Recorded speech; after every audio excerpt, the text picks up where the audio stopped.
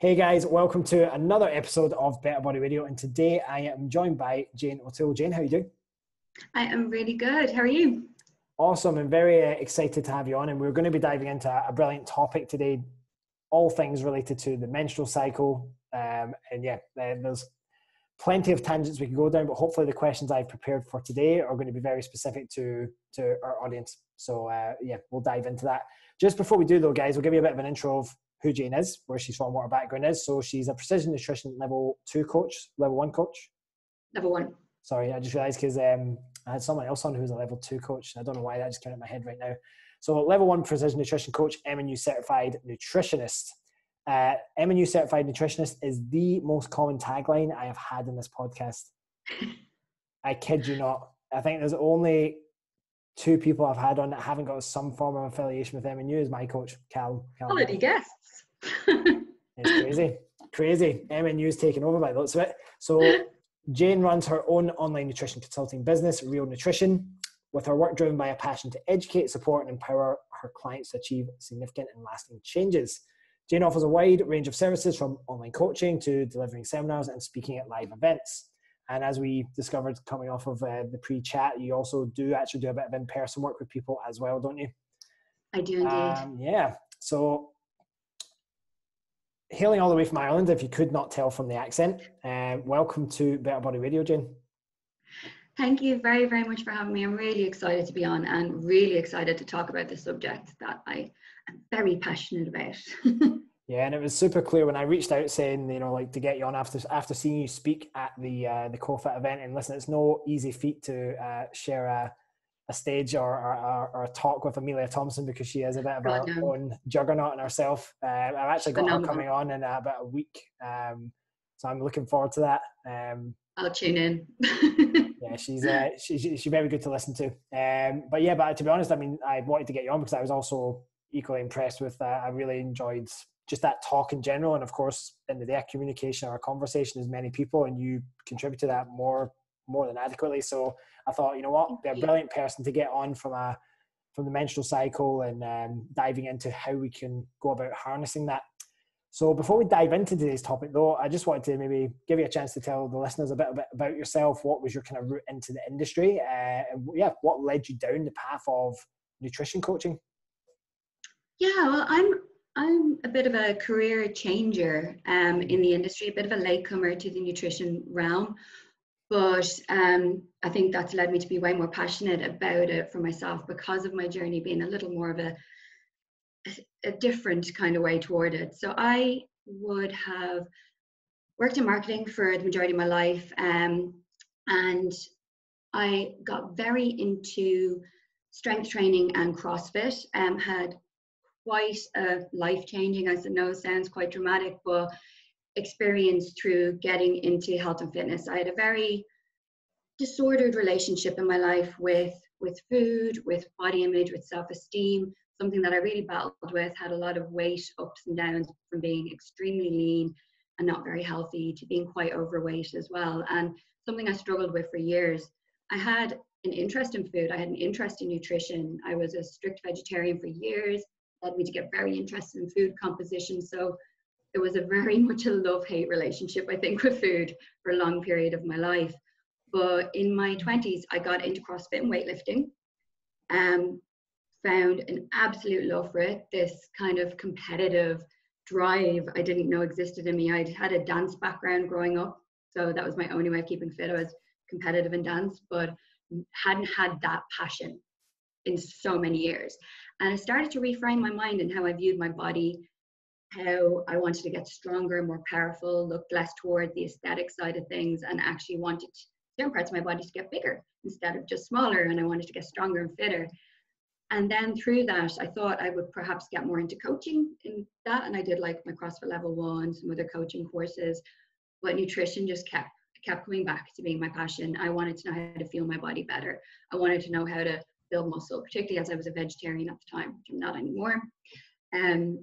I wanted to know about that, so I decided to start pursuing nutrition, did a basics certificate course in it, wanted to put it to practice, started offering to do group programs and challenges in the gyms I was training in, and built it from then. And then like as I went along, felt like I didn't know enough, wanted to know more. I was getting more and more passionate, wanted to help more people and do better.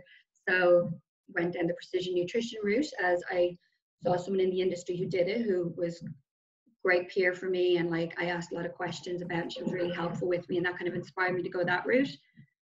Then yet again, I got to a point of like, I need to know more, I need to do better, I want to serve clients better, and I want this to be my career for the rest of my life. I've never felt like this about anything. I want to make the changes for other people that I've made in my life. I want to be able to help guide them toward this. And so through a lot of research, contemplating going back to do a degree and numerous other qualifications, heard Danny Lennon on Sigma Nutrition talk about MNU, and I had massive respect for Danny and everything that he does. And I was like, well, he wouldn't recommend something unless it's pretty epic. So I went down the route of then looking toward MNU and doing some research on it. And I never really looked back after that. I took the leap, paid for it outright, didn't give myself a chance to back out of it, and dove headfirst into that. And yeah, it's been game changing for me in building my own business further, being a better coach to my clients, and yeah, building my confidence massively to put myself out there and that I know I can help people. So yeah, that was kind of the final little push towards where I am now. Very cool. And I just wanted to, this is a bit of a, I suppose, a tangent or a segue, like talking about CrossFit. So maybe a lot of listeners won't know, actually listen to this, that I actually was a competitive CrossFit athlete for about 5 years. And I actually went to regionals with a team and things like that. And amazing. So yeah, I completely get the pull that CrossFit has. I also love the whole performance, competitive aspect, Olympic lifting, and obviously competing at that higher level as well, competing in all the Dubai Fitness Championships when they were initially out here as well. It was super cool. And the thing is that, to your point about females and the way that they start viewing themselves, I do think for a lot of females, the going down the body composition route or just the purely in the gym route for a lot of them, unless it's done with the right intentions, it can often lead down a certain path, just given the diet culture that is within physique competitions, bikini competitions, bodybuilding. Whereas CrossFit, on the other hand, like you said, as much as they have their own issues with regards to not necessarily the people doing it, but more from the top down, like Greg Glassman has a very strange view on nutrition and very anti-sugar and all that sort of stuff. But for the females, it was so cool to see them not talking about how they looked all the time. It was like, well, I want to be able to deadlift this. I want to be able to do this. I want to be able to do this. It became about what the body could do rather than what it just looked like. And of course, as it so happens to, that style of training for a lot of females is very good in the sense that women respond well to volume. They can tolerate a really high threshold. They push themselves really hard. And like you say, they're much more motivated by potentially, not all, but a lot are really motivated by that style of training. And of course, we now just see some of the physiques that get produced by CrossFit, not even just competitive athletes, but anyone who takes it any level of serious or does it consistently. There's some very impressive female physiques that come out of CrossFit. So I think it was quite interesting, like you were saying there. It is, I think a lot of people often, especially in the body composition world, they kind of, for lack of a better term, they shit on like group exercise a little bit. But I think like with everything, it's always going to come down to, is it right for that individual at where they're at that point in time? So it was quite cool to hear your story and getting into CrossFit, and I can completely relate to it as well. Let's dive in to the real kind of, I suppose, the main topic of today. This is the part I've been looking forward to, the real meat and nuts of it. So it's a very broad topic that we're going to talk about, and you've spent a lot of time diving into, especially at the moment, the menstrual cycle. Now, the current global pandemic has definitely increased stress levels. We know that, especially at this point in time. And of course, there's other social situations with obviously the racism stuff going on in America, and that's kind of heightened and get brought awareness to just race issues around the world. So tensions are very high at the moment. Stress is very high at the moment. Many women specifically, though, they might be experiencing changes in how they're experiencing and feeling their cycles at the moment. How much of an impact would you say stress has on the menstrual cycle, and what sorts of changes should women potentially expect when stress is high?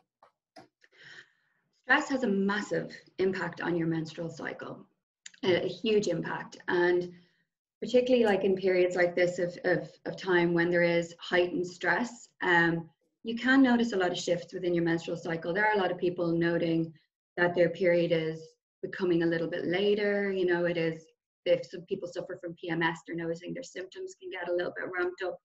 Everyone's very individual. Like when it comes to your menstrual cycle, how it impacts every individual female is going to be slightly different, even though the basics of it are the same and the fundamentals of the functions of it are the same. How it impacts you is going to be based on a lot of different factors, you know, physiological, environmental factors.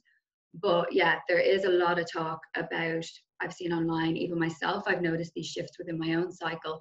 It's been quite delayed. It's been longer than normal through this period of stress, of heightened stress. So yeah, like it is, if you are noticing shifts in your cycle at the moment, it is definitely down to stress. It is quite normal. Please keep track of it, take note of it, monitor it, and learn what you can about it, and see if by finding ways to mitigate your stress levels by like meditation, journaling, anything that you can do that will bring your stress levels down, breathing drills, see if that helps to regulate it at all before considering that it is something further. Like stress is the basis. Stress on the body is the basis of period loss in general for when people do end up with hypothalamic amenorrhea. It is based around different types of stress. So yes, stress will have a very big impact on your cycle.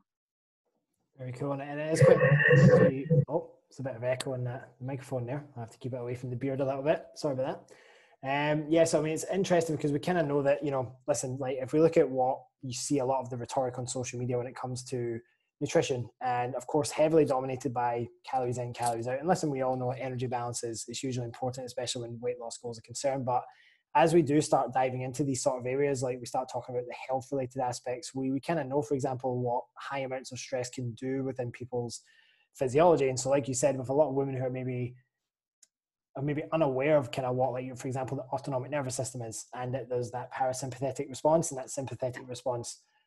Would it be fair to say that that sympathetic drive is almost heightened for far too long periods of time? And probably fair to say as well, though, that the kind of cascade of effects that then come with that, as far as, right, if I've got an increased amount of stress, I've got maybe chronically highly elevated levels of cortisol.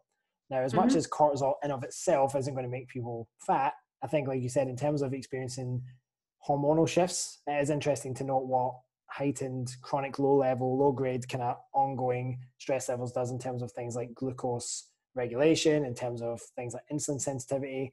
And so I guess, like, when you talk about stress, I mean, without going into, I suppose, too much detail, we know that through certain cycles of the period, for example, we know obviously we have our luteal phase, we have our follicular phase, and we know that the body responds differently to different substrates, i.e. how it handles energy.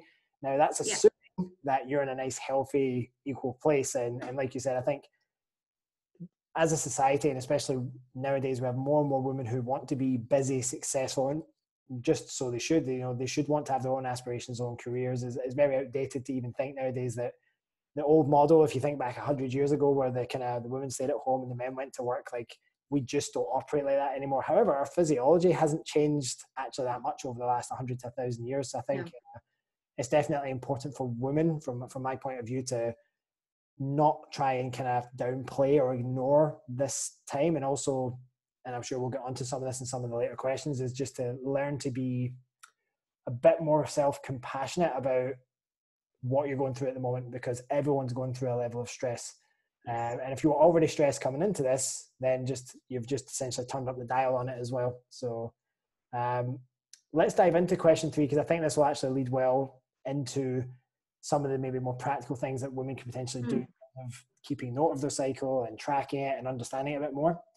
So we know that stress and lifestyle factors play a hugely significant role in the cycle. And so if we spin it back a little bit more towards the audience that we're mostly speaking to at the Better Body Collective, which is very much that body composition focused audience, but those that want to achieve body composition changes with a health first approach, low energy availability is pretty much inevitable when pursuing fat loss goals.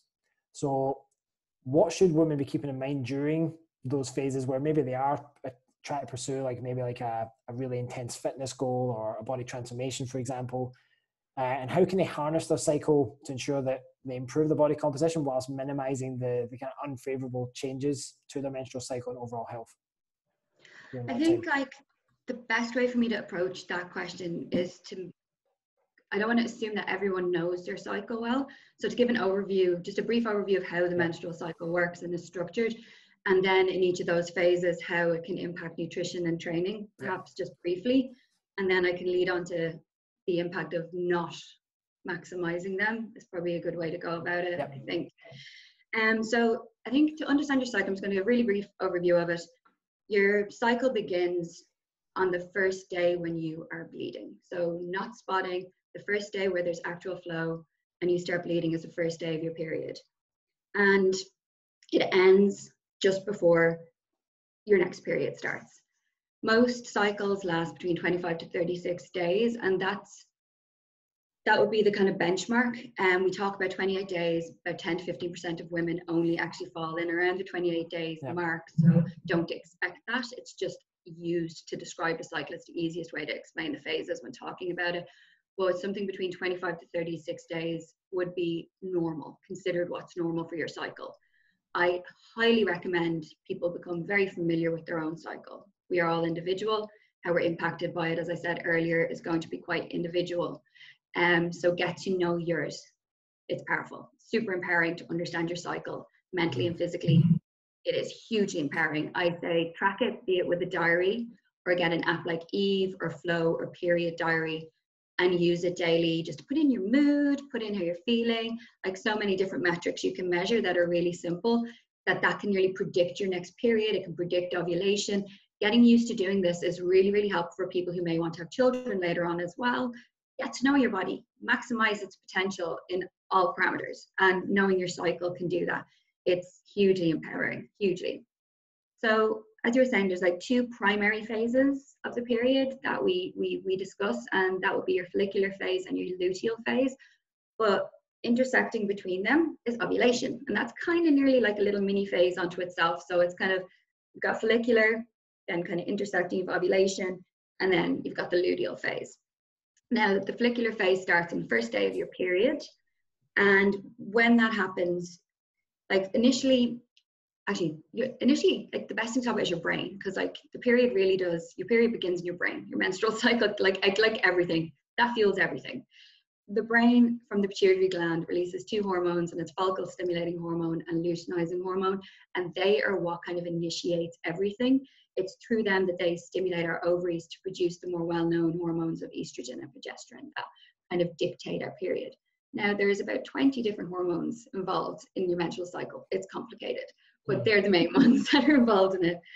And when you come into your follicular phase, which is the first day of your period, and the first, we'll say 14 days, you know, that's when you've got your levels of estrogen and progesterone are reasonably low. You know, your FSH hormone starts to increase, and you develop follicles, which all your follicles are where the ovaries are. And as your follicular phase moves forward, they start to drop off, and they start to decrease as your progesterone levels increase. And this is when ovulation happens. During your follicular phase, when you have your period, people assume that that's when they're going to feel a little more lethargic and run down, but it's not. That's when you're at your most powerful. So this is where, when it comes to like training adaptations, this is a really important phase of your cycle. You can feel like She-Ra. You know, this is when, if you're someone who is in a sport like CrossFit or weightlifting, it's a good time to like test your PVs. You could be like, your power is going to be more, your power output. You are going to be able to make better adaptations toward gaining lean muscle mass around this phase of your period. So the follicular phase is a very, very positive time when it comes to training for most people. That's, as I said, tracking your period, you'll know yourself if that's you. But around this time where your hormone levels are at, they're way more stable, and your progesterone levels are that little bit lower, and you should be feeling at your best. So don't disregard yourself when you're going through your period or when you're bleeding, because you could be feeling amazing. This is also when your like appetite is a little bit more regulated and that as well. When you start moving through ovulation, and then you move into your luteal phase. Now, when you're moving into your luteal phase, this is when people who suffer from PMS will tend to feel it. This is when progesterone starts to rise. And this is when you can start feeling a little bit more lethargic and run down. And if you do suffer from symptoms of PMS, it's when it kind of kicks in for people. People also notice after ovulation at times that their appetite can ramp up a little bit. And what you have to realize is this is totally normal. Like, your menstrual cycle is quite energy expensive. And around that time, your basal metabolic rate does increase, and it can increase by 10 to 15%, which means calorie wise for a lot of women, that could be like 100, 200 calories extra that you are burning. So along with probably feeling more sluggish and snackish because of that, because you're tired and feeling more lethargic, you are probably burning a little bit more energy. So that little bit of increased hunger is quite normal, and it might be something that you need to account for. So when it comes during the luteal phase, as when PMS is kicking in, as you're getting ready and the wall of your womb is thickening, you're feeling a little bit more lethargic, it's getting ready for a pregnancy, your body's like getting prepared for that, progesterone levels are higher, progesterone's the one that makes you feel a bit crap. And if pregnancy doesn't occur, that's when your period starts again. During that phase, you need to account for how you're feeling. And if you track your period, you're going to be able to do that. You can account for that with a coach by them knowing that they need to rein back your training, that maybe they need to give you a little bit more light cardio, you need to reduce the weights, a little bit more endurance work, maybe you need to do more yoga and relaxation, maybe you need to rest and have a deload week. When it comes to your nutrition, particularly as you say, a lot of your listeners are interested in body composition, and they will be dieting at periods of time and wanting to optimize body composition. When it comes to that part of your cycle, if you feel like you have an increase in appetite, if you feel it harder to resist certain foods that you want, account for it. I always suggest to clients, even who are dieting, that they either move back up to maintenance. For that, it could be a week for you, it could be a few days for some people. Bring it up to maintenance, account for it. Like, have that extra piece of chocolate, allow for it, account for it, plan for it. Don't try and restrict yourself when you are highly likely to be feeling a little bit down in yourself. You're going to be feeling a bit hormonal to varying degrees depending on how it hits you. You know, you're not quite yourself. Your mood is off. You're tired. You're lethargic. That's going to make you want to reach for sugary foods and reach for food that's high energy. Your sleep can be off because your body temperature is all knocked out of whack. So I say, like, account for that. Plan it into your program. Do not try and restrict or resist it. Just account for it and move forward the next week after. It's not going to make a big difference. It actually could lead to you doing better long term because you're not restricting and leaving yourself open to potentially binging or, you know, letting it carry on into other days, or like stressing yourself out even more, which is counterproductive yet again when it comes to trying to optimize body composition. Yeah, fantastic points and very, very good summary, I think, as well. And it's funny, like, I also like that little analogy used about, like, people often kind of skip past ovulation when they discuss the menstrual cycle. They kind of talk about, you know, early and late, you know, follicular and kind of early and late luteal, but that bit in the middle tends to always get a bit kind of, and it's very much there, but it kind of gets glossed over a little bit. So I think it's great that you touched on that. And like you said, I think the research definitely supports this idea of BMR increase, and certainly for our clients, if they're going through a body composition phase, we definitely have the tactic of figuring out, like, for them, like, how many days do they need back at maintenance. And it's definitely a shift to maintenance for sure, because the reality is, I mean, like, say you're doing like maybe like 16 weeks, 20 weeks, 24 weeks, however long it's going to take to get someone to that kind of end body composition goal, at least from the fat loss component of it. That's not factoring like reverse diets or any of that stuff. I know certainly our coach Mark, he's a huge fan of, and we agree with him on this as well, is kind of almost having like a 3-to-1 in terms of dieting approach. Like, he often do like okay, you've got 3 weeks of being like this, and then 1 week where we're going to bring you back up to maintenance again, and kind of having very close to like a 3-to-1 ratio. And you imagine if you're going through like a 20-week dieting phase, then you imagine it every 4th week, it doesn't feel so, oh my God, I know that time of the month is coming.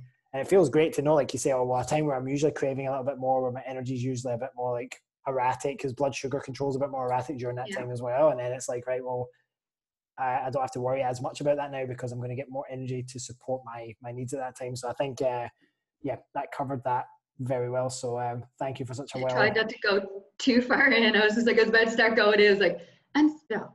That's enough.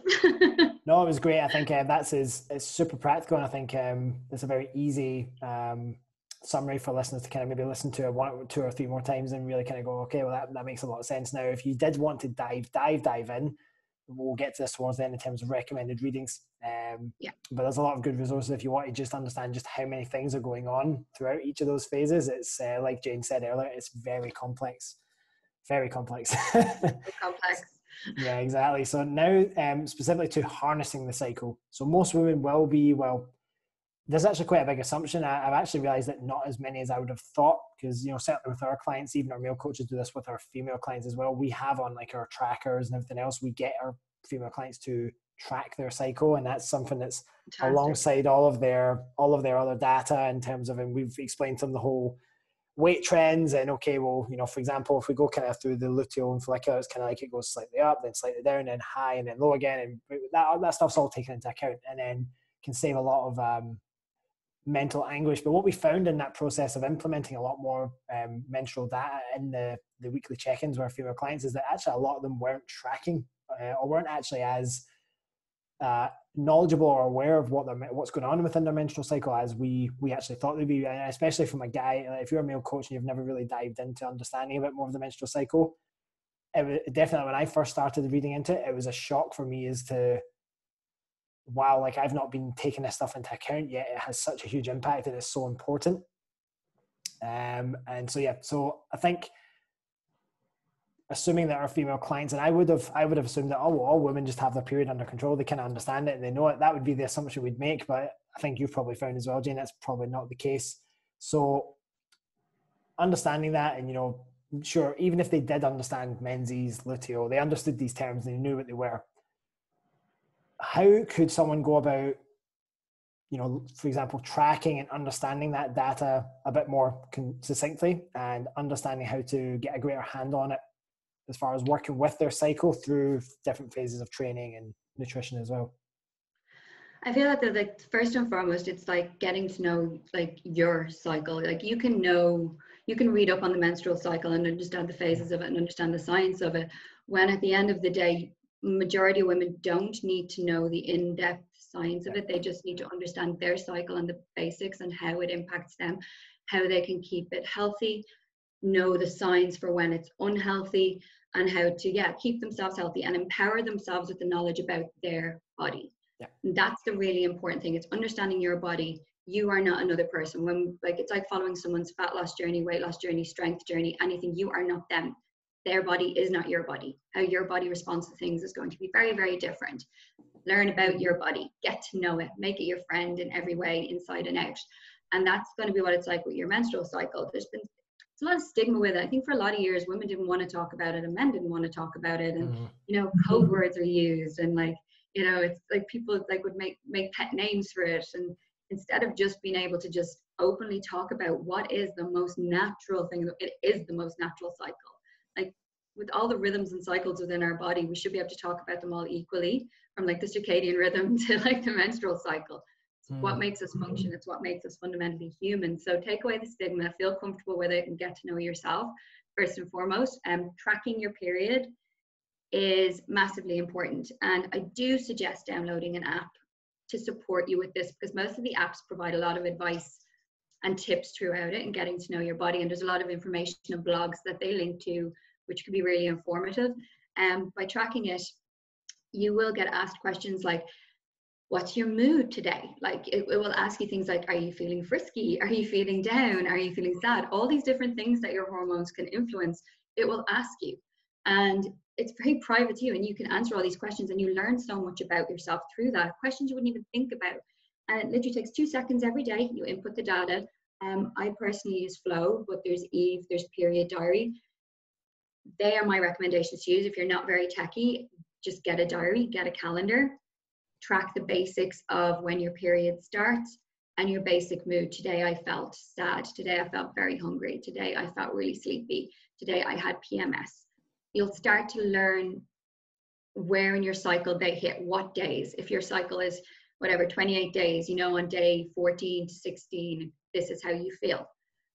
This knowledge can be so, so important for your work life, for your social life, for your personal life, It builds better relationships. If you know that you feel like crap 2 days a week and you just want to be in your sweatpants on the couch eating takeout, like if you have a partner, it's good for them to know that, so they're not going to like go and organize some big events. So like there's so many layers to how beneficial knowing your period and knowing your cycle can be to your mental and physical health.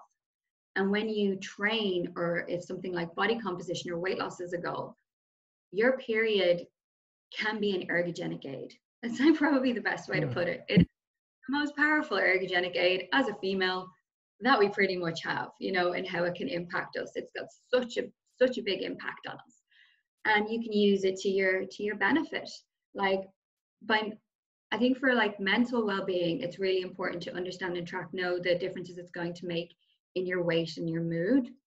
Like your weight can change by 3 to 4 kg based on your cycle, and as I'm sure you know, a client's tracking it, that's really helpful for soothing their worries when their weight goes up. Big time. And then when it comes to training, if you and your coach have a relationship, or you even have the relationship with yourself, and you understand why you feel a certain way in your cycle, don't sell yourself short. It's not going to happen to everybody that you're going to, oh, people get PMS at this time, I'm going to feel like crap. Don't sell yourself short. You're an individual. It's going to be very dependent on you, but understand that there are times in your period where it's quite normal to feel more lethargic, to feel clumsier. I get clumsy as hell at like a certain part of my period, where like when it comes to snatching, it's interesting. Like, you know, like it's not a good time for Olympic lifting for me. It's not a good time to be going for PBs. And when you understand this, you can manage your expectations of yourself so much more. And that's huge. If you're going into the gym and you are someone who is quite competitive, who is quite driven, who has very specific goals, like in sport, and you understand why you might feel off, and your coach understands why, the pressure you put on yourself and the expectations are less. You still train hard. Your coach can tailor your training to maximize something else that you can work on at that time. If you are in the luteal phase and you are feeling lethargic, they can work a bit more on endurance. You can work on a deload week. You can work more on flexibility. You can work more on mobility work. Like I know, like you'd be really interested in biomechanics, and that's part of your work. You can work on so much else to maximize your athletic potential moving forward in that phase. So it doesn't have to be, I just feel like crap and I can't do anything. No, you can harness it for other benefits, because there's a whole spectrum of progress that we can make with our nutrition and with our fitness, and you can use it to your benefit. Then when you're in the follicular phase, when you are, I know Stacey Sims and Roar kind of says it's like when you're at your most male, so to speak, like hormonally, and it's like, that's the time where it's really good to work on, and that's from day one of your period, pretty much when you've started bleeding. That is when you are at your best to work on power, like your power output, your potential to feel a bit stronger. I know that I tend to hit more PBs around then. I know that like I do feel more powerful and confident in myself in my training, and I've noted it with a lot of clients when I've explained this to them. Maybe it's a placebo effect or not, but they have said, oh my God, now I actually notice I'm better in my training, around that time I feel stronger. And you can go for those PBs. You can kind of push a little bit harder. You can push the intensity a little bit more, you know, and feel those benefits. And it is a better phase of your period to gain lean muscle mass and to have those adaptations and maximize them. So you understanding that can then go and inform your coach, and you can build a much stronger relationship towards much better results long term by opening the drawbridge and just talking about it like another metric that is going to help boost your performance and your aesthetic. Use it to your benefit. It's a cycle, which means it's got like so many different phases that you can work with, and the only way you can work with that mentally, physically, is to understand it. Don't sell yourself short. Like that's my biggest thing I would say to women. It's like there's so much power in your period, and knowing about it is so empowering in so many ways. Like get tracking, get understanding it, and yeah, start like reaping the benefits emotionally and physically you can get from it. Got really enthusiastic there.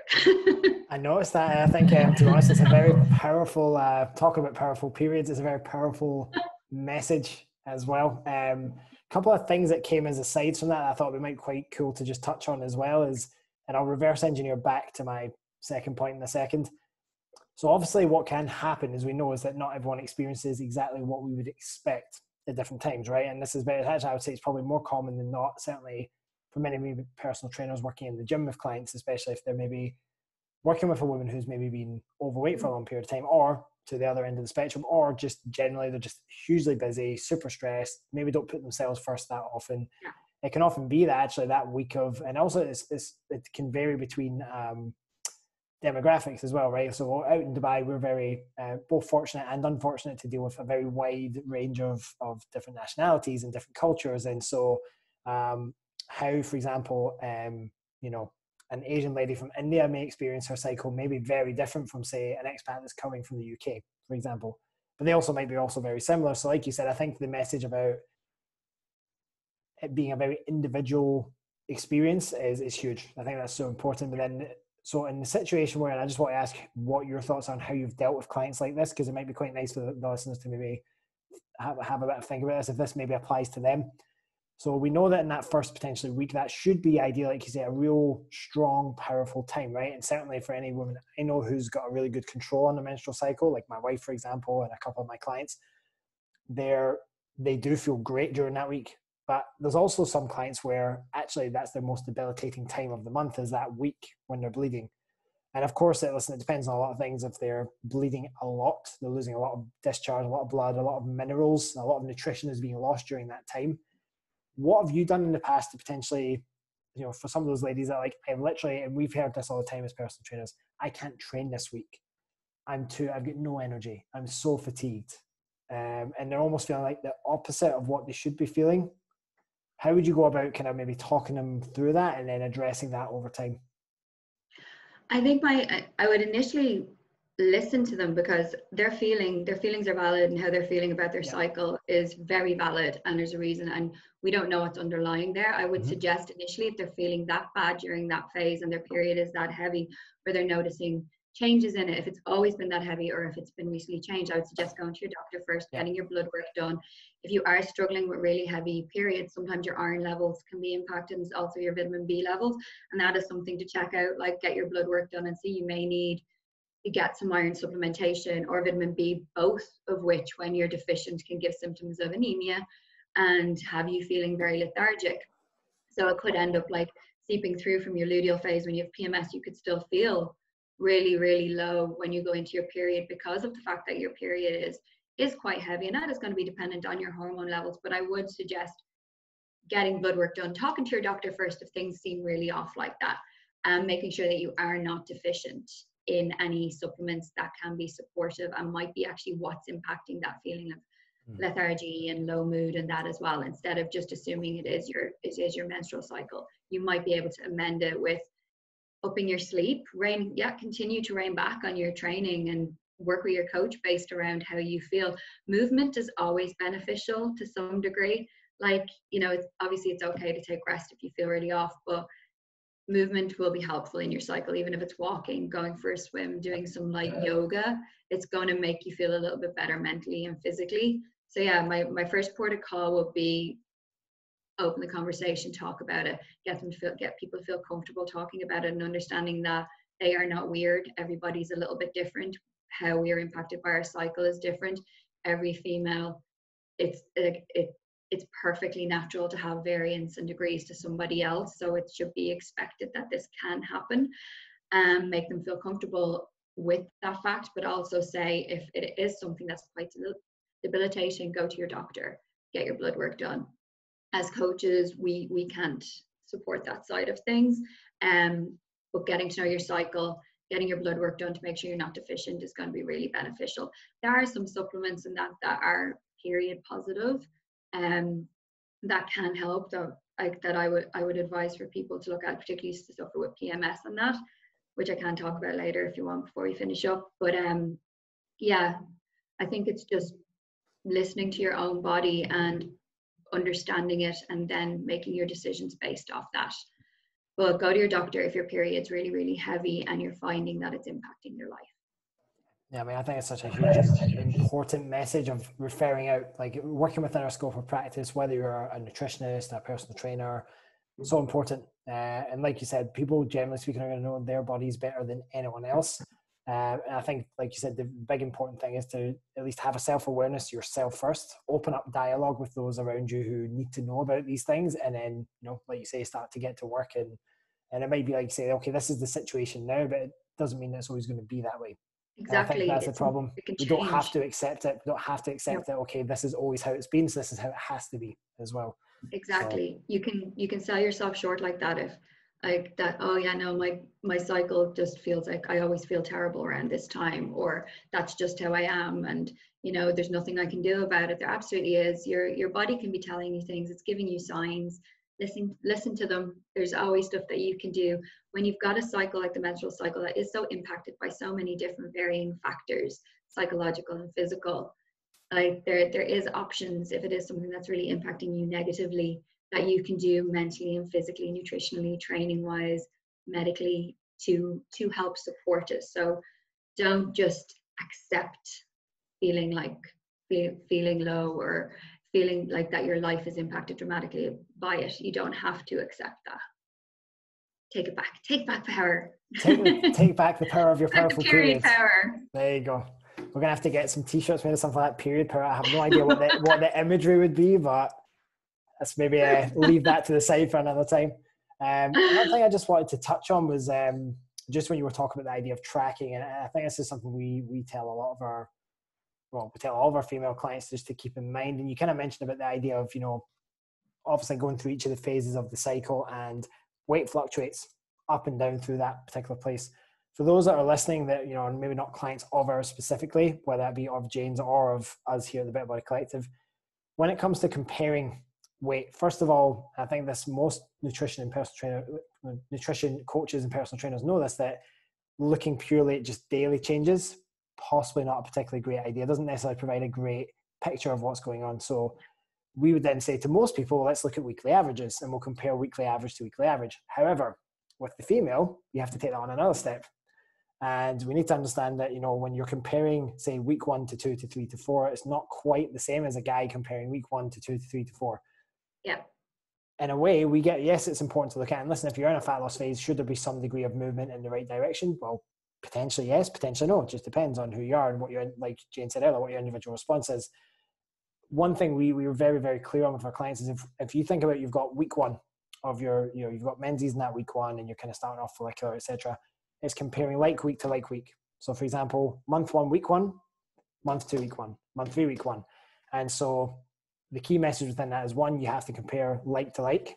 The second message within that is then looking at, right, well, as a coach, not to get too impatient and make snap judgments based on 1 or even 2 months of data. You need to ideally probably have, I would say, at least 3 cycles worth of data to start making somewhat, and I wouldn't even say informed, but somewhat informed decisions around what's going on here. So that's where, unfortunately, the fitness culture of quick fixes and not wanting to do your due diligence and really stay the course through we tell our clients, Jayne, for example, that their average client life cycle with us is going to be 6 to 9 months, because for us to actually do a really decent job with someone and go through all of the phases, we ask for a minimum of 3, because then day people have what's feasible for them, whatever else, but at least a minimum of 3, but ideally 6 to 9 months. And so like you say, it's like, if you're not patient and you're not becoming your own detective of your own body and becoming the best, almost like your own best advocate and the most knowledgeable about your own body, then other people, sure, you can seek out their expertise and their knowledge and their advice, but ultimately it's still your body.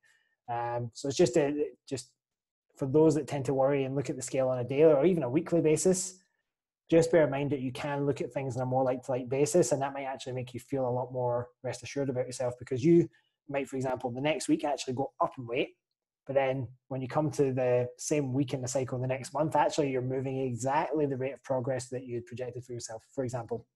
And that's, knowing that, I think for a lot of women can become incredibly empowering, versus looking at that week to week to week and going, oh, I'm just not making progress. And then you pull up the graph and you're like, you just kind of see like the dip, dip, and you see those little spikes up and things like that. And you're just kind of like, you see, actually, this kind of follows a pattern.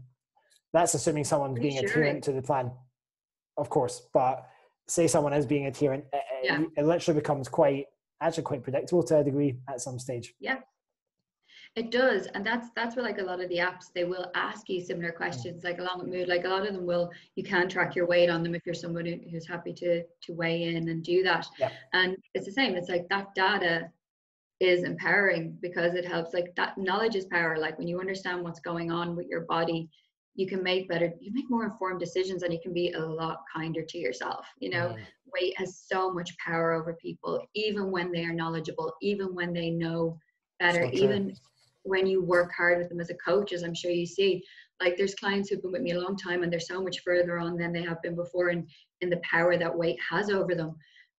But there's still always that fleeting moment of disappointment when the weight goes up, regardless. Even some who we'd be working on a muscle gain who are like trying to gain, it's like there's always that fleeting disappointment of seeing weight gain, and it's something that's just ingrained in people's minds for so many years that it's really hard to break. It lessens the more you learn and the more you start looking at other metrics of importance. But even in relation to the menstrual cycle, you see it with like it's a shocker to people.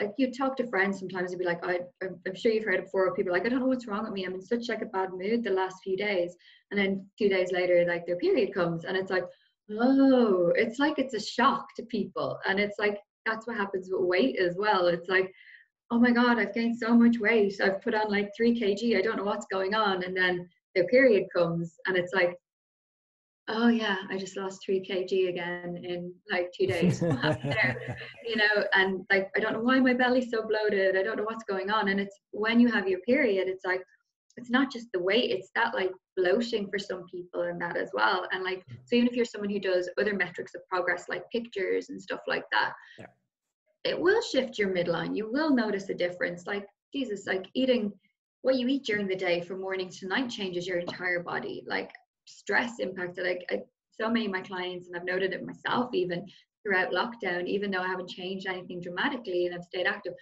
there's days where my entire body composition looks like it's changed. Like I've gone through like every body type in one day. It's like, what the hell is going on? I don't know what's happening to my body. And like, it's when you're navigating a lot of change that can happen. Like your body shows you what's going on in your life. Your body will show you how you are mentally, physically. Like it tells you so much. And I think that's why we have to just really get to know everything about it that we can. And I don't mean that's delving into science and stuff to the level that we would, or getting really into that side of things, but just understand for you how your body shifts and change and maneuvers. And like you as a coach, you guys are tracking so much data for people so long, you can be that point of contact for them to remind them of these things when they're like freaking out. You can kind of go, it would be that voice of reason to go, oh no, but remember this, like we have this data here. And you know, it's really, I think that's hugely impactful, as much as I said, on your physical health as your mental well-being, is to understand these things, because it really helps you show yourself a lot more compassion in general. You can still have goals, you can still strive forward, where you do it from a better place with a better mindset. Brilliant. I don't think there's too much I can be adding on to that. I think that was a very positive message for women to take away. So before we do kind of wrap up, well, there's kind of two components that we've got to go through. We've got the last actual question, and then we've got the quick fire round, which people always are a bit like, oh, Jesus. See, everyone has the same reaction. You just see the eyes going, the whites of the eyes coming out. Could you just touch on it? And I just want to make sure that I did circle back to it before we move on to the final question. Is you obviously mentioned about supplements and things you can potentially do to help at different stages if you are experiencing, say, certain symptoms or whatever else. So maybe probably a good place to touch on would be, what can people do from a, you know, say like maybe a food or lifestyle point of view to help at certain times if they're experiencing certain things, and what can, if you were to recommend supplements and have recommended supplements specific to the menstrual cycle, what would they be and why and when? So to optimize your menstrual cycle, sleep, activity first. We'll get them out of the way. They're hugely important. So like they have to be said before even moving on to nutrition. Yep. Sleep is cornerstone to everything. Movement, however you love it, however you enjoy it, be active. That's going to be hugely important to it. When it comes to your nutrition, you want to just follow, like, and it sounds like such a cliche of like a healthy balanced diet, but you know, eat mostly plants, eat an energy balance, you know, make sure your fiber levels are good. You're getting lots of vegetables, legumes, whole grains, foods like that are going to be really supportive. And then you want to have obviously your protein level is good. Protein is supportive to all parameters of our health. You want to make sure you're getting sufficient protein as well. When, aside from just trying to optimize all your nutrients that you need from your diet, which by prioritizing plant-based foods that I just listed out, your fiber and your protein, you're covering a lot of bases. Some really, really important nutrients to focus on is omega-3, which would be either supplementing with an omega-3 supplement, or if you eat oily fish throughout the week, like salmon, 2 to 3 times a week, you might be covered. But I always said, I nearly blanket recommend omega-3 to clients at this point, if I'm honest, because it's so helpful for so many aspects of health and nutrition. You want to get a good omega-3 supplement. Look for the EPA and DHA content. They are the things we want to see. And you'll get that in a fish oil or an algae if you're a vegetarian or if you're vegan. And I always say target about 1 gram of EPA and DHA a day. It will cover you. That is above the recommendations to support PMS and your menstrual cycle, but that is a good recommendation for like general health, particularly if you don't eat fish throughout the week. Yeah, as I said, algae is a good option if you're a vegan, not flax. Stop using flax for your omega-3. And then as well as that, another one that's kind of a blanket recommendation nearly for me again is vitamin D3. Deficiency in vitamin D3 has shown itself to be quite apparent when it comes to people who suffer with PMS. So make sure you are getting enough vitamin D. I know over where you are, you get a lot of sunshine, so people have the potential to get a lot more. Well, it's funny. People here are very vitamin D deficient, because even though it's a warm climate, the way that people work here is so long hours and so high stress. Of course. Actually, they don't actually get as much sun as you would think. A lot of people do, but a lot of people don't as well. So it's just interesting. That is interesting, yeah. Then supplement. Exactly. So definitely get on vitamin D3, and we cannot get it from food. So it's sunshine, like, you know, minimal amounts in certain foods. Like, it's pointless even covering those foods. You're not going to get it from it. Get it from sunshine or a supplement. Like 2,000 to 4,000 IU a day is kind of a good guideline. If you are genuinely concerned about deficiency, again, go to your doctor, get your blood work done, figure it out. You know, it's better to know for a fact and check those things out. Another really important nutrient for a healthy period is calcium. And as a female, calcium, in general, calcium is good for everyone, but as a female, like, calcium is very, very important. You want to be hitting about 1,200 milligrams of calcium a day. And while you can absolutely get that from diet, be aware that you need to make sure you are consuming foods that have a lot of calcium. So that would be like dairy, beans, certain cereals, having the fortified cereals. If you're vegan and you're not getting dairy, figs, surprisingly, are very, very high in calcium. And also sardines as well, which you get a bit of oily fish going on there. So they're just some random foods that are going to help you with it if you want to like try and optimize it through your diet and nutrition. If not, you can supplement calcium as well, but you want to be hitting about 1,200 milligrams a day to support your cycle. I have a recommendation that I talk about quite a lot, that particularly for people who suffer with PMS. Now, this is something that, from my own experience initially, that I did a lot of research many, many years ago to try and find something to support my own issues with PMS, which were quite severe, and I found really limiting with my training, and even like my mood was impacted quite dramatically. And I found a supplement called chaseberry, which is known as chaseberry, vitex, or agnus castus is the genus. But it has some really strong evidence behind it now. When I would have got on it, it was more kind of experiential data that I was finding online, but now there's some really good evidence on it being supportive for PMS. What you need to, I order mine online, it's hard to find over here in the right dose. You need to get 400 milligrams of the plant in your dose. That's the really, really important aspect of it, 400 to 500 milligrams. So that's what you need to look for in a therapeutic dose. It's in a lot of supplements for PMS and for perimenopause, and it's mixed with other things. I suggest you get the pure chaseberry, the pure vitex, agnus castus, as I said, they're the different names that it comes under. Reach out to me if you want to know anything more about it or more about dosing or anything, but that I have found that to be really helpful for symptoms of PMS. I've recommended it to clients. I've had really great feedback. Give yourself a good 3 months for it to kick in. It doesn't happen overnight like anything. Try it out. I will say, for anybody who is lactating or, like, you know, breastfeeding or anything like that, I would err away from it or speak to your doctor, because this supplement does impact progesterone levels, and it does impact prolactin, which is the hormone that deals with producing milk. So I would advise anyone who is breastfeeding or considering that to talk to their doctor or specialist before taking that supplement, because the logical conclusion to think it could have an impact if that's what it's working on to help you with PMS. There's potential for magnesium with PMS, but like I think a lot of the time with magnesium, it's if you're deficient is when you will note the benefits from it. So yeah, with magnesium, it's more a case of if you're not getting it from your diet, but if you are prioritizing a lot of the foods I said, like whole grains and everything like that, you're probably going to get sufficient magnesium from your diet, but it's another one you could check out. And then I would say look at vitamin B and iron levels, particularly if you are someone who suffers with really heavy periods. They can be worth looking at.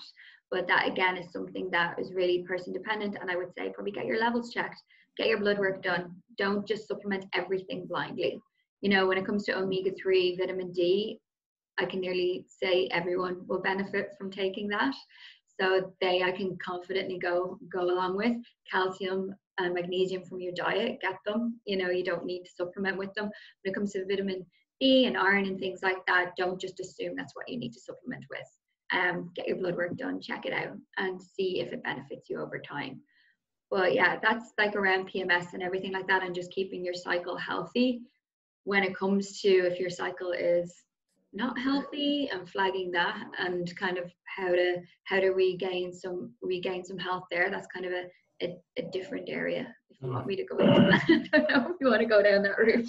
No, that's fair. And that's a good reason to. Oh, hold on. There we go. It's a good reason to get you back on another time, I think.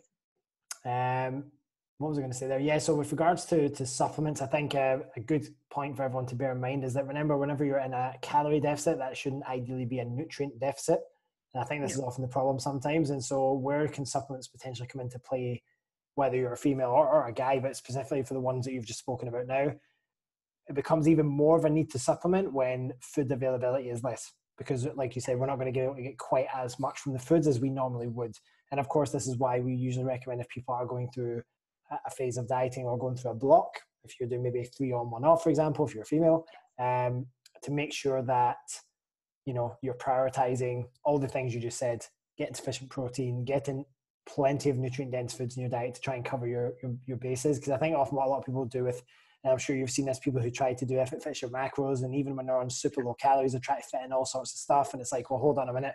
Even when you're back at maintenance and you're trying to fit in all the things you like, you still have to cover your baseline. And so, like Jayne said, there's certain supplements that, like she mentioned, I would completely agree with omega-3 and vitamin D3. If you're unsure, I know that for vitamin D, sometimes it can be worth getting testing. But like you said, that baseline of kind of 4,000 or 5,000 units is generally, even Richie said the same, is pretty safe for pretty much everyone to start there. If you do need to dose beyond that, like Jayne said, if you've got other things going on, or if you even were someone that had to go and get some bloods done, chances are that you'd probably need to assess some other deficiencies beyond just the vitamin D as well. Sorry, on you go. Sorry, and if dieting as well, something to really highlight for men and women is, like, I do notice that a lot of the time when people are trying to cut calories and maximize their calories, we try to volume eat protein, like, you know, lots of like volume in your food, and fats tend to be the thing that gets stripped out because they're the easiest macronutrient to kind of control to bring down calories because they're more energy dense. But fats have got a strong impact on our hormones, and for men and women, like, they do promote hormonal health. So if you are reducing your fats for extended periods of time below about 15% of your calories, that's something to really flag, and it can have an impact on your hormonal health. So something else just to be aware of. No, that's a fantastic point, actually, because if you were looking at, like, say, a lot of female competitors and things like that, like these really super crazy low fat intakes for long periods of time can be hugely harmful, and it can take quite a while to kind of recover from the repercussions of that as well. And we usually give a baseline of no less than 20%. It would take a lot for us to push a female client to 15% of the total calories from fat. It would take a lot. That would be like we're not quite there yet, and we really need to just push it, but it would be such a short-term intervention. You would never want to go there if you can avoid it, ideally. So no, that's an absolutely fantastic point. I'm glad you brought that up. So last question, what's next for Jayne O'Toole? What is next for me? Building my online business. So that's Real Nutrition. I do online coaching. I do online consultations, hopefully getting back to my private practice a wee bit. There will be, I've been asked to do a few different talks and events over here in Ireland moving forward. So I am kind of building. Currently, I've been asked to do quite a few different online talks in different groups. So that is something that I am working towards building as well, is being able to broaden talks and events that I do by taking on more projects that are online, and in different gyms have their own private groups and stuff, and being invited in to speak to people. I will hopefully be able to get back to my workshops and gym talks and that in the near future as well. And I will be launching my online, like I had a group program set up that I decided to postpone until later this year with everything that's been going on in the world. So there's going to be my Empower Your Nutrition program. It'll be a 6-week program for people that will be powered mostly through Facebook and set up that way. And I will be hoping to launch that heading towards September this year. So that will be a really fun 6-week program that people can get involved in. That's going to kind of help you guide people through nutrition and healthy eating and optimizing your nutrition, but there will be a fat loss component and performance for people too, and it'll be quite tailored to that, and be really interactive with myself, with lots of videos and Q&As in the group and stuff like that, and lots of information, bit on training as well. I am working with my own coach to incorporate into it as well, to give people like a full package for 6 weeks. Awesome, very cool. I think knowing you, that will be a fantastic offering for people who are exposed to it. So yeah, definitely when you launch that, let us know, and we'll definitely share it on our socials as well for people to see. We're going to get into the fun part, at least for me, which is the quick fire round. So it's just very random questions, could be tons of different. Yeah, I mean, you don't know what's going to come unless you've listened to some. No, unless you've listened to some of the previous podcasts, then you might have a bit of an idea of how this goes. But we hope that most of our guests, we're not big enough yet where our guests are listening to our podcast yet. So maybe when we get to that stage, we need to start mixing up the questions a little bit more. Let's see. So let's dive straight in, shall we? Okay. What's your favorite meal out? If you could only choose one thing. My favorite meal out. I'm swearing there. I love food, so this is really, really hard. Funny, Richie said the exact same thing. Yeah, really, really hard. Yeah, he's a right foodie as well. We talked. Yes, he is. Okay, so this is strange because I do still eat primarily plant-based, and like from being a vegetarian for so long, even though I eat meat. But my absolute favorite meal out is like steak. Like with the works, like a good coat of buff or a ribeye shared with someone with all of the trimmings on it and everything. That would be that's probably my favorite going out meal, like to have. I think because I didn't eat meat for so long, that moving back into that and having steak and actually enjoying it. So like I like a medium rare kind of fillet steak to Shocking, I know, for someone who's a vegetarian for 20 years, but yeah, I would choose that as my favorite meal for going out.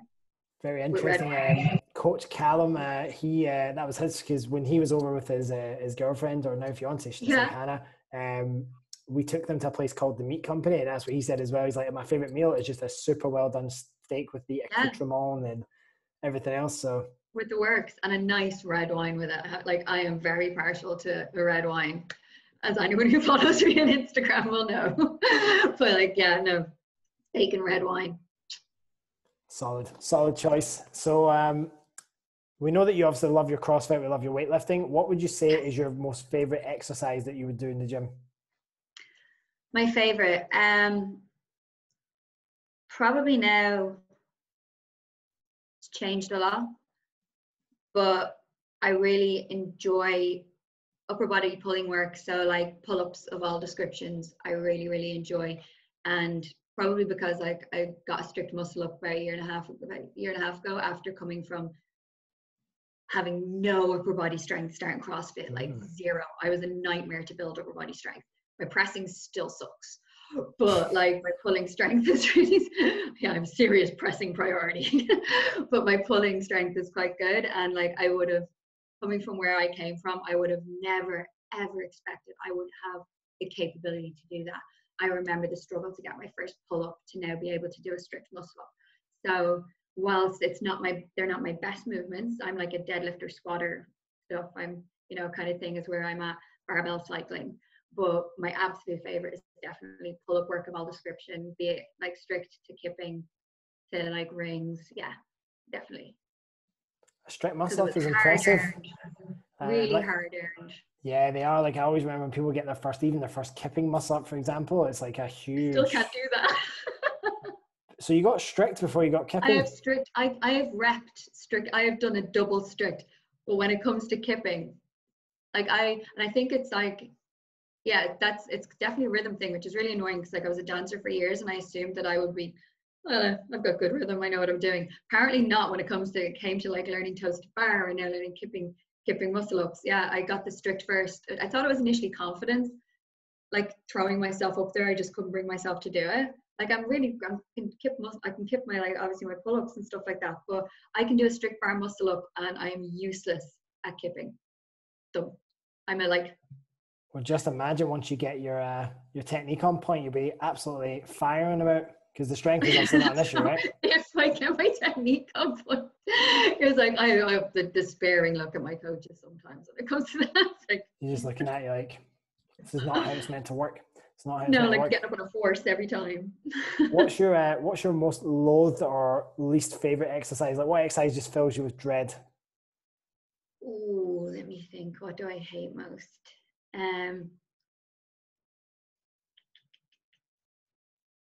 Probably the assault bike. Probably, yeah, I would say that. Or like it's hard pushed between, like, I remember doing the open with the burpees and thrusters. I've done that workout 3 times, that like really long one. And I wasn't a fan of burpees, but I actually think like my least favorite thing is like the assault bike, because it's really hard to get the power behind it. I don't have the power to get behind it, that it's just like freaking nightmare. I hate seeing it, so that's probably my least favorite. I don't think anyone likes the assault bike unless you're like quite a big individual. Like if you're 95 plus kilos, you probably like it. But anyone lighter than that, it's never a good time. Never a good time for anyone. Oh no, it's awful. Like I remember using an Airdyne back in the day, and that was a lot easier to use than the assault bike. Like, and the calories used to go up a lot higher. Like I used to always try and find that whenever there was assault bike stuff in the gym, to be like, oh yeah, I'm killing it. Psychology, isn't it? I know. What's an interesting fact that most people probably don't know about you? An interesting fact that most people don't know about me. Let me think. Ooh, I've said the vegetarian thing, so everyone knows I was that for 20 years. I started my like studies in broadcast journalism. That's a random thing. I did broadcasting. That's probably something that's random, that like before ever coming to like radio and television work and things like that. That was where I started everything. So that's probably an interesting fact, that I moved from like broadcasting, marketing to nutrition. Bit of a change. Sweet or savory? Savory. You're a savory person, are you? It's like Very, very where savory. Me and my wife are different. She like is more of like a cheese and crackers type person. I'm much more of a chocolate brownie kind of ice cream kind of person. We're so different. It's ordering dessert out. If she's like, oh, I don't want that much, and then I'm like, I don't want that. It's like, you never like anything I like. I'm a starter main more than a main dessert. Like there's a few key desserts that, like, if done well, if I'm like traveling and stuff, that I can't resist. Like I love a really, really good creme brulee. I like, but yeah, no, I would be very much a starter main person. I love my savories. Very good. So this question it's a bit weird. I can't really ask people from Dubai this as much now, although flights aren't open yet, and a lot of our restrictions have been lifted. Like we're back in the gym and things like that now. Where would be the one place, if you could only travel one place post lockdown restrictions being lifted, where would you go? Travel anywhere. My choice would probably be somewhere that, like, even though there's so many places in the world that I really want to go to and I plan on traveling to, I will probably choose somewhere that I've already been, because I love Canada. I love Toronto. I lived there for a period of time. I have a lot of really amazing friends there, and I have friends in the States too, and you can kind of travel everywhere from Canada. But like, it's my home from home. It's somewhere that I would live in a heartbeat. And I think if I could travel abroad when this is all over, like my heart and head would want to go somewhere like that where I miss people from. I know I love it. Like it's, yeah. I was luckily just there before lockdown. So I think it's also why it's kind of in my head and my heart and stuff. But I luckily managed to make it and get back just before all of this happened. But yeah, I love Canada, love Toronto. It's like my favorite place ever. So Yeah, definitely, I have a cousin there, and he loves it Yeah. as well. He's got a family there. He's Incredible. settled there, loves it. And who knows, if your online business takes off, you can make the choice to go there one day, maybe. The dream, that is the dream, man. The dream is to be able to do that. That's what I was talking to friends when I was over there in January, just before lockdown, about the like potential if I could have, if that the dream situation would be to be able to do that. Would be able to move more over there and even or be between countries if I could to a degree. But yeah, I love it there, and it's so close. It's like 6.5 hours from Ireland, so I'm close to home as well, which is nice. I love how you make that sound close. If we wanted to go to Canada from here, it's like a 13.5, 14-hour flight. Yeah, it's so long. Like it's really, yeah, from Dubai it's massive. It is like a lot of my friends who are in Dubai I would have met in Canada when I lived there, who were studying over there, who've gone back there. Yeah, it's a big trek, big trek. Big old Like trek. I've done the New Zealand thing, and like 36 hours of traveling. Oof. Insane. Worth it though. New Zealand's pretty epic. Yeah, it's on the bucket list for sure. Last question before we sign off. What is the meaning of life? What is the meaning of life? The meaning of life. I think to like, oh God, that's really hard. Probably to be of service to others in some way. I think because if we all focused on that and trying to be nicer to others and trying to do, and I know that sounds like such a freaking Miss World answer, and I don't want it. I didn't want it to be that way, but I think it's if you consider others and do want to be of service to others, I think that leads to you being happier and healthier in your mental well-being as well. So it will lead to increased happiness. Doing things in the service of others and to make things better, I think ultimately leads to more contentment and happiness. So yeah, I'll go with that. Yeah, it's a fairly good answer. I think I've only asked that to 2 other people, and I think always the idea of happiness and service seems to be the common thread that comes back. So there you go. Very good. So last of all, where can people find you? Best place to find me would be Instagram. That would be where I am most active. So it's Jayne_real nutrition. I am pretty active there, and it's a good place to contact me. I do check my messages regularly, and I'm happy to answer any questions that people may have or want to pop into me. I am on Facebook too, it's Jayne Real Nutrition, and then I have a website too, which is jayne-realnutrition.com. So, but I would say Instagram is the hub that'll link you to everything else if people want to reach out and find me. Yeah, it's definitely the trend nowadays to kind of have a link tree on there and have everything branch out from there. So we will definitely put all of that in the show notes. And thank you so much for coming on and sharing such a easy to digest, like just bunch of information around how women can potentially, like you say, harness, not only just manage the menstrual cycle, but harness it to the fullest of its abilities. See it as your friend. Period power. Period power. Awesome. Guys, just as well, we'll link that in the show notes where you can find Jayne. For us, the best way you can support Better Body Radio as we get this thing moving and up off the ground is to leave us a 5-star review. Of course, if there's anything that Jayne mentioned or said that resonated with you, of course, you can shoot us a direct message on social media. You can drop a comment in the comments of that particular show on whatever podcast platform you're on. And other than that, all that's left is to say thank you very much, Jayne. Thank you so much for having me. I really enjoyed it. Delighted to come on. Awesome. We'll definitely have you back on in future for a later episode. I'll brace myself for the quick fire question again. You might be a bit more prepared next time. Let's see. We'll see. Thanks, Jayne. Thank you.